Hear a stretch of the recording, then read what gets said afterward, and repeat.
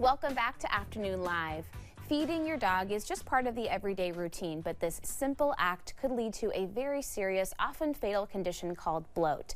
Here to explain what bloat is and how this emergency situation can be avoided, we welcome back Veterinarian Dr. Cherice Roth. Thanks for joining us. It's great to see you. Yes, always a pleasure. This is a tough one because it happens quite often, but a lot of pet people don't know about it until it happens to their dog. That's exactly right, and that's why this part is so important, is having the discussion so that you can recognize the signs. Okay. Yeah. Can you tell us more just to start with what bloat is and some other names for it? Yeah, so bloat is kind of what we call, it's the common term, but what it actually is gastric dilatation and volvulus. So gastric meaning the stomach, dilatation meaning that it dilates or gets really big, and volvulus means actually twists. Okay.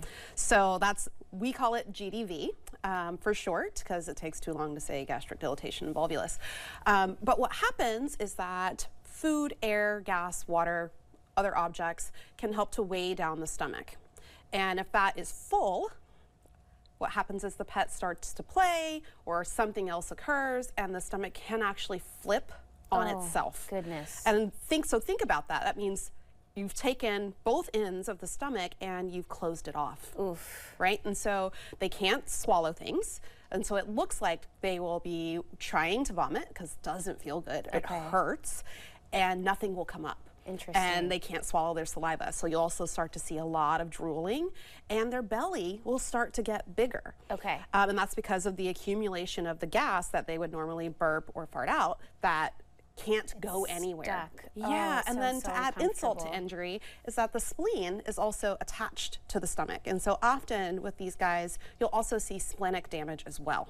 Oh, it's a horrible condition. that's so awful. It's quite terrible to witness. And what's so important about talking about this is that if a pet parent can see and recognize the signs, yes, they can help their pet. They get to superhero for their pet that day. Okay, so you've mentioned a couple things already. Also, restlessness could be a potential symptom. Yeah, so often what that'll look like is just pacing. Right, walking around, being uncomfortable, can't lay down. We call that, it'll be restless. Okay, and then the swollen abdomen, that unproductive retching where it seems like they're trying to get something out, excessive salivation, rapid breathing also. Yeah, because it hurts, right? And as that stomach gets bigger, it starts to press on their lungs, right, on their diaphragm, and it makes it harder for them to breathe. How much time do you have to take action once you notice some of these symptoms kind of adding up? You have 30 minutes to an hour. Oof.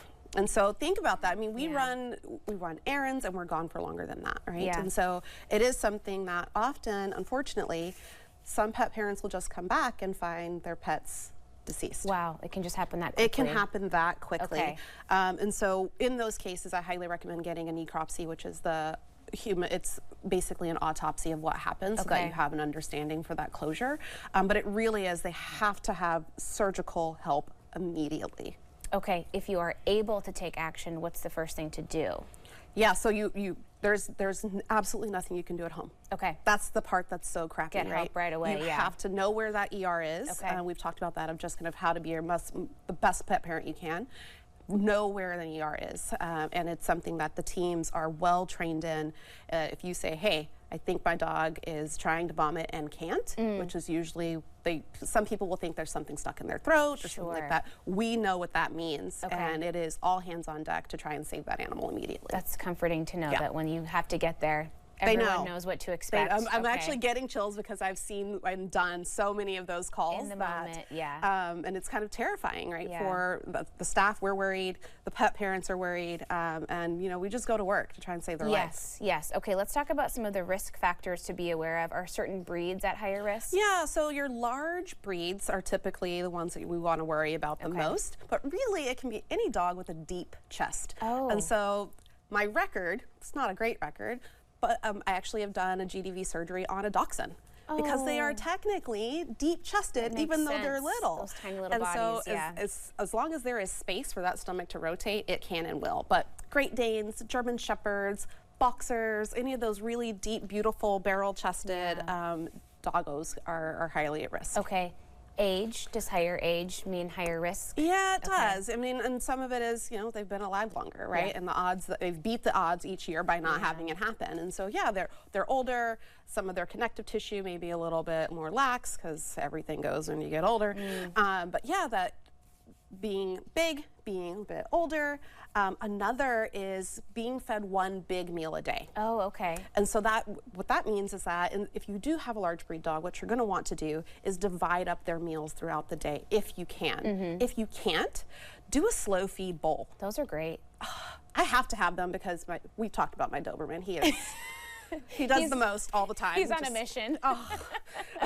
And so what that does is it helps them to regulate how much food they're taking in, and it takes them longer to eat that large amount. And then exercise, just how much, I guess, vigorous activity they're up to? Yeah, I mean, you want them to be able to run, jump, and play and do all of those things, but try to at least have them chill out for an hour or two after that really big meal, or after any meal, really. And then what to know also on top of the feeding, what water habits should we be watching for too? Yeah, so we watch for those that are eating the big meal and then try and go gorge themselves on water, because that's going to really fill up the stomach even more and make those food particles swell. Okay. What about surgical prevention? What's the option there?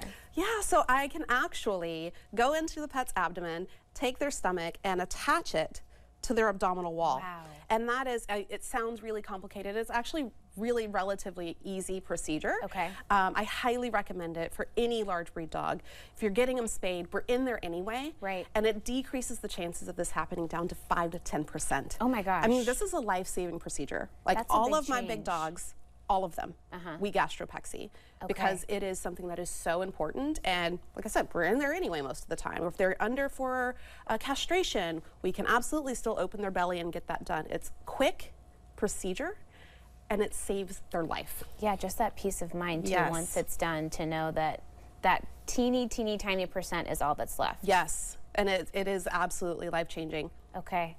Oh, thank you so much for stopping of by. course. Good It's a heavy stuff. topic. I was going to say, but it's good to know what to do and that we all have options to take care of our pets as best we can. Great to see you. You too. We'll have more information on our website at katu.com. We'll be right back with more Afternoon Live right after this.